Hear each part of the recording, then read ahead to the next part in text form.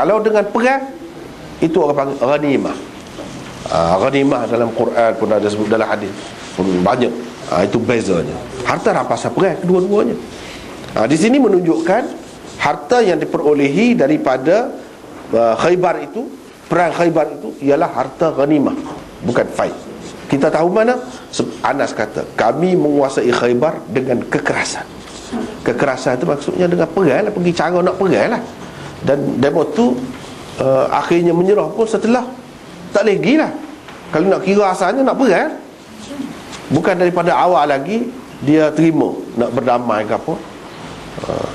Tidak. Ataupun dia tawarkan misalnya nak bayar berapa banyak kau misalnya. Itulah cara antara perkara yang mungkin dipersetujui dalam perdamaian. Tapi kalau perang ni tak ada dah lah. Hak boleh tu boleh sebagai ghanimah.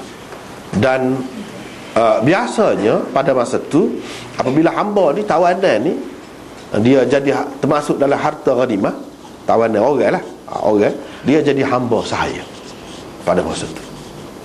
Hamba sahaya. Dan harta-harta hak lain dia jadi harta lah juga. Hamba sahaya tu boleh dijual belilah. Orang tu boleh dijual beli.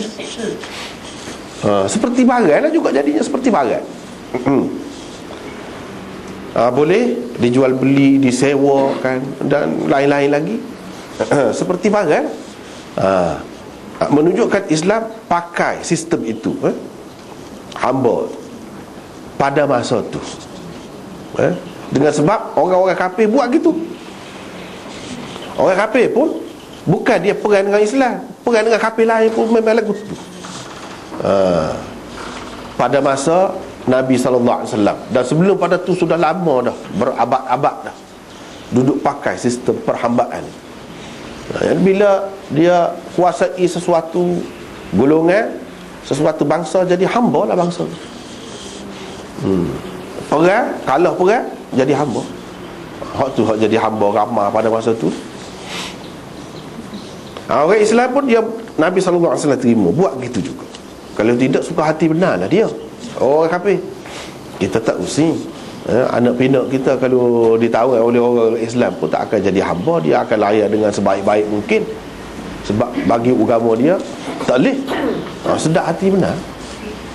Ni dia pun berasa terharu juga, susah hati juga, berasa cemburu juga. Seperti mana dia buat kepada orang pun boleh buat juga kepada puak-puak dia. Ini bukan bermakna Islam ni nak mengesahkan, nak mengekalkan, meneruskan sistem perhambaan tu. Tak, jangan faham gitu sama sekali. Tetapi hamba ni, sistem hamba ni ataupun amalan memperhambakan orang ni, tidak ada satu dalil dalam Quran ke ataupun dalam hadis ke ataupun ulama ke kata bahawa ia sudah mansuh secara mutlak. Supaya arak tu kan, suatu ketika dahulu memang tidak kata dibenarkan oleh syarak dalam Quran, tak ada kata minum arak, tak ada lagu tu, tetapi dibiarkan. Dan dibiarkan itu orang kata halal lah, boleh lah minum. Ada juga ketika boleh, lepas tu haram sampai bila-bila. Arak seperti benda-benda lain lagi begitu juga yang diharamkan sampai bila-bila. Tetapi hak ni tidak termasuk dalam hukum yang mansuh. Orang panggil hukum mu'allaq. Itu dalam istilah hukum yang tergantung. Bila perlu boleh digunakan, tapi kita tak boleh memulakan. Tak boleh. Orang Islam tak boleh memulakan. Sebab Islam ke arah tak mahu sebenarnya, tak say buat lagu tu. Sebab itu dia galakkan memerdekakan hamba macam-macam. Kalau buat kesalahan ini memerdekakan hamba, banyak benda menunjukkan dia tak sah. Tetapi tak ada arah kalau orang guna. Sekarang ni dah orang kafir tak sah, kita lebih-lebih lagi lah tak sah. Kau boleh lah, setujulah. Tapi boleh jadi sekarang ni, zaman kita ni zaman orang tak sah, boleh jadi akan datang dunia ni tak tahu selama mana lagi, sepanjang mana lagi umur. Boleh jadi. Dia apa ya Allah SWT tidak mansuhkan, Nabi tidak mansuhkan, ulama-ulama kita tak ada kata mansuh. Apa? Ini menunjukkan boleh jadilah akan ada pula. Tapi kita tak boleh mulakan. Tak boleh. Semua ulama terima begitu. Pernah berlaku lah di masa di Afghanistan dulu kan, perang dengan Rusia dulu kan. Orang Islam tangkap tawanan dia tu nak buat hamba. Pernah. Pasal perang Islam lawan kafir suruh. Tapi ulama-ulama kata tak boleh. Tengok. Mana pegang ilmu molek lah, betul lah. Memang tak boleh. Sebab dia tak buat gitu orang gitu. Sekadar tawan gitu lah, tawanan. Dipenjarakan atau dihukum dalam bentuk hukuman yang lain, tapi sebagai seorang yang merdeka, bukan hamba. Kita lebih-lebih lagi lah tak boleh buat gitu.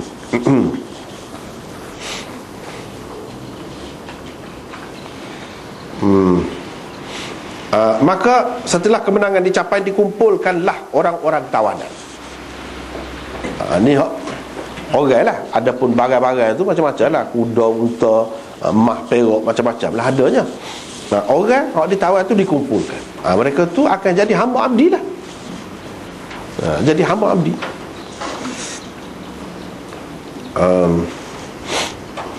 Yang Islam terimanya hamba abdi ini saja. Satu cara. Hasil daripada tawanan perang. Itu pun setelah, kalau orang kafir guna lagu tu. Hak lain, cara lain tak boleh. Kalah judi tak boleh jadi hamba abdi. Tapi zaman jahiliah dulu, cara nak jadi hamba abdi ni banyak. Bukan dengan cara perang saja. Dah, kalau judi pun dia pertaruhkan anak dia, isteri dia. Kalau judi, isteri dia tu jadi hamba kepada orang tu. Teruk. Macam-macam lagi lah. Dalam keadaan begini-gini, banyak benar punca nak boleh jadi hamba abdi. Tidak perang saja. Islam hanya terima perang saja. Situ pun menunjukkan dah, nampak dah dia sebenarnya dia tidak nak, tapi dalam keadaan terpaksa. Pada ketika itu datanglah Dihyah bin Khalifah Al-Kalbi. Dihyah bin Khalifah Al-Kalbi ni seorang sahabat yang terkenal, dan Jibril selalu mari dalam rupa dia. Dihyah. Ni keistimewaan dia, Dihyah. Dan Nabi SAW kalau nak hantar wakil lah, sebagai duta atau sebagai gapo, kalau kita kata nak pergi jumpa dengan pemimpin-pemimpin orang kafir, dia akan hantar Dihyah. Biasa. Itu Dihyah ni kelebihan dia, sebagai diplomat lah kita kata sekarang ni. Dan dia ni antara sahabat yang paling serupa dengan Nabi sallallahu alaihi wasallam. Itu dia, serupa rupa dia, dekat antara sahabat yang paling serupa.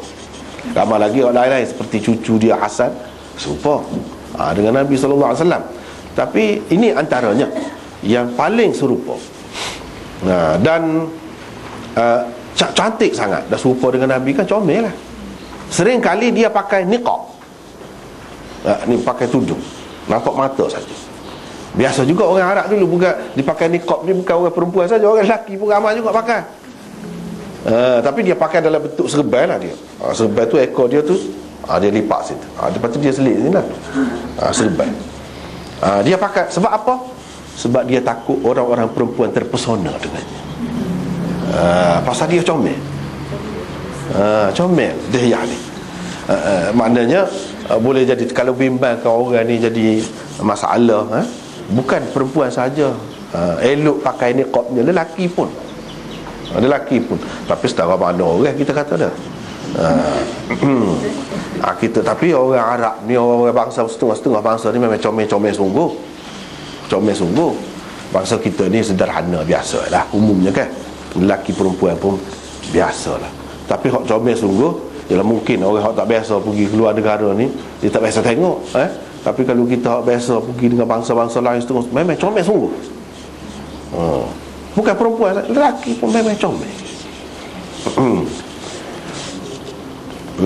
Dia berkata kepada Nabi SAW, wahai Nabi Allah, berikanlah kepadaku seorang hamba perempuan dari tawanan ini.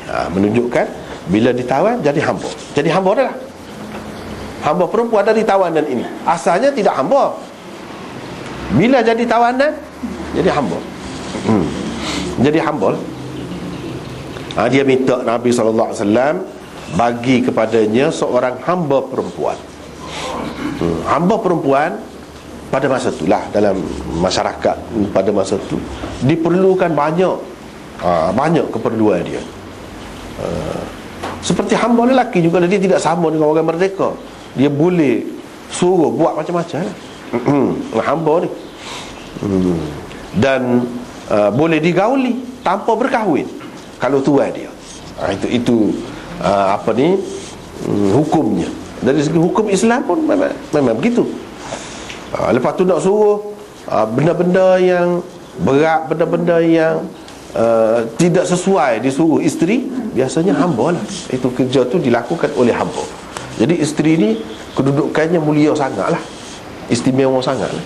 Sebab dia tidak akan melakukan misalnya basuh kain ke, basuh pinggan, apa semua tu tak ada lah. Nak berjahit, perempuan tu duduk saja. Semuanya dilakukan oleh hamba-hamba ni. Kalau lelaki, hamba lelaki buat kerja lebih berat. Hasil dia tak boleh. Hasil dia kalau dia buat kerja apa-apa, hasil dia untuk tuan dia. Setara itulah hamba dia teruk, hamba. Dia tak boleh milik. Nak milik apa dia sendiri pun dimiliki. Segala hasil dia boleh ketua dia. Jadi kalau dia pandai jahit, kalau dia pandai buat apa-apa, tukarlah kita. Hasil dia tu boleh kepada tuan dia. Lepas tu dalam Islam ni, walaupun dia terima hamba, banyak pula bahagia dia tu. Tujuannya apa? Sebenarnya dia ke arah nak memerdekakan. Tak sebagi ada dah hamba. Itu ada hamba mudabbar, ada hamba mukatab, ada ummul walad, macam-macam istilah. Dia ada beza-beza pula hamba tu. Tidak kata serupa dalam Islam ni, tidak. Seperti kalau orang kafir dia buat serupa lah. Islam tidak gitu. Kalau seseorang tu dia bergaul dengan hamba dia, hamba perempuan, bergaul sebagai isteri lah kita kata, tapi tidak isteri, sebagai isteri. Lepas tu boleh anak. Boleh anak tu ummul walad. Dia tak boleh dah lah nak jual anak ke apa, tak boleh. Orang lain tak boleh dah lah. Dan dalam Islam ni bila kata duduk dengan tuan dia saja ya, boleh bergaul pun. Bukan seperti orang kafir, tetamu mari ke apa, dia buat macam hidangan lah, ikut lah. Malam ni tidur dengan orang ni, malam esok tidur dengan orang lain pula. Tuan dia tak cakap-cakap, dia ramah sangat dah. Hamba saya ni. Jadi bagi hadiah begitu ya. Islam tak boleh. Terutamanya kalau sudah boleh anak, dia macam isteri dia. Itu lain lah sistem hamba ni. Ni kena belajar suku lah. Ada bab suku. Oleh kerana sekarang dia tak ada benda tu, dia tak perlu panjang lah. Cuma cerita sejarah sekurang-kurangnya kita tahu beza Islam ni, layanannya terhadap hamba berbeza daripada orang kafir. Itu ya. Nabi SAW bersabda, pergilah ambil seorang hamba perempuan. Pergilah ambil. Mungkin terus sibuk pada masa tu, baru selesai kan, minta pergilah ambil. Nabi kata. Oleh dia ambil Safiyah. Ni ceritanya Safiyah yang kemudiannya menjadi isteri Nabi SAW. Dia ambil Safiyah. Safiyah ni comel sangat. Safiyah ni. Dan dia ni Yahudi, keturunan Nabi Harun, adik-beradik Nabi Musa. Dia ni anak ketua Quraizah dan Nadir. Huyai itu ayah dia tu memang ketua puak ni Yahudi, dua puak yang besar. Dia ni anak kepada ketua, comel sangat. Sehingga dalam hadis-hadis yang sahih dalam Bukhari ini pun disebutkan Aisyah antara yang dia cemburu Safiyah. Dan setengah-setengah ulama mengatakan hak ni isteri Nabi yang paling cantik sekali. Aisyah tu Nabi sayang kepada dia bukan kerana cantiknya seperti kebanyakan orang duk sebut tu, kerana cantik tak. Tapi kerana lain, sudut lain, ilmu dia, cerdik dia tu. Dan Nabi SAW kira-kira sudah tahu inilah salah satu saluran ilmu dia yang akan sampai kepada umat dia lebih daripada yang lain. Memang begitu pun. Safiyah ni memang cantik. Terus datang seorang lelaki kepada Nabi SAW seraya berkata, dalam kitab hadis mana-mana pun tak ada sebut lelaki ni siapa. Tak ada sebut. Ini cara kita hadis, adab dia.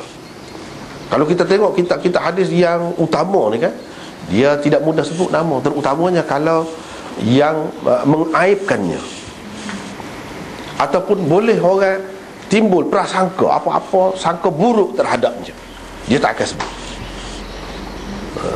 Perawi hak dulu lagi, Sahabat tu sendiri pun tak sebut dah.